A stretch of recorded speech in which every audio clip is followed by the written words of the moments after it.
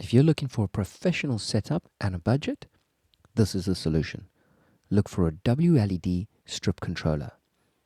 They are an open source software, use a free app, can use remotes or even physical buttons. You don't require any soldering or programming. And they're super cheap. I'm going to go for the Amazon choice over here. Only £23.49.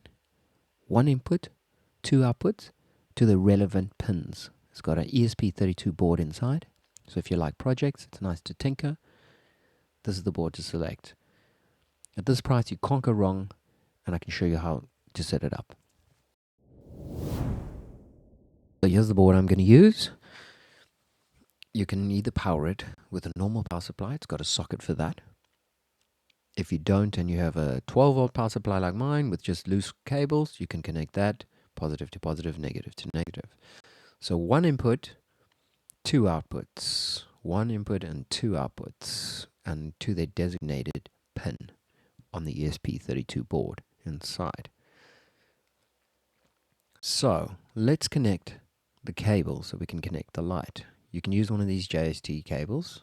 Everybody knows them. They come with all these lights. You can see them on the back of this, ins and outs. If you don't have one of those cables, you can just snip the end of this cable and connect it directly to the board. But you'll mostly have these cables. So let me show you how to connect that. You just need a screwdriver, nothing fancy. I've got a fancy screwdriver, but that's all. Press down and insert into the hole. V for voltage. Green data is the data pin. That's where your signal goes down to your LEDs. And ground is the white pin. And this can sometimes be black. But normally these are the colors you get. And sometimes you get red, yellow, black. And the yellow is obviously the data pin. So now we're ready to set this up. Just give it some power. And the board's powered up. Connect to the software. Open your phone. Go to your Wi-Fi. Scan for a Wi-Fi network. Refresh.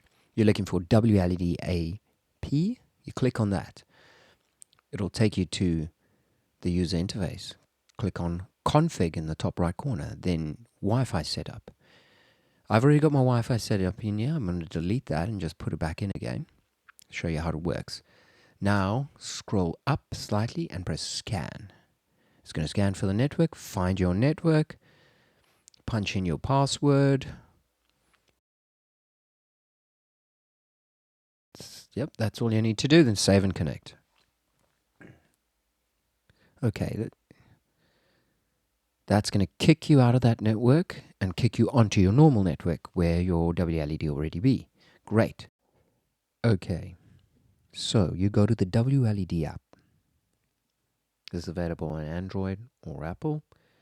You select your LED. I have multiple here, but for me, this is the one I want to use. If you want to find the IP address for programming it on your computer, you can find it here.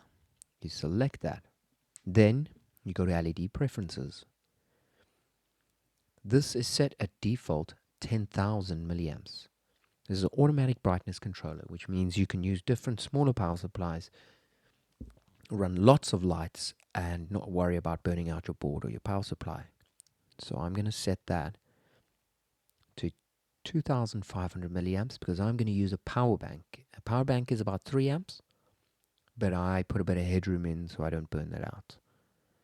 Then I scroll down.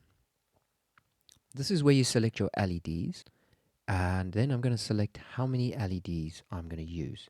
I'm going to use a small matrix of 64, but that can be whatever you're using, a long strip, a maximum of 700. It says on here, but I've used way more once you've protected it with the settings. And then you just press save. All right, now you should be working. If you go back, you can play with the effects, the color wheel. You can save presets. And that's how you set up a WLED control box. In my next episode, I'm going to show you how to set up a matrix and how to do your own pixel art. So subscribe for that, and I'll see you on the next one.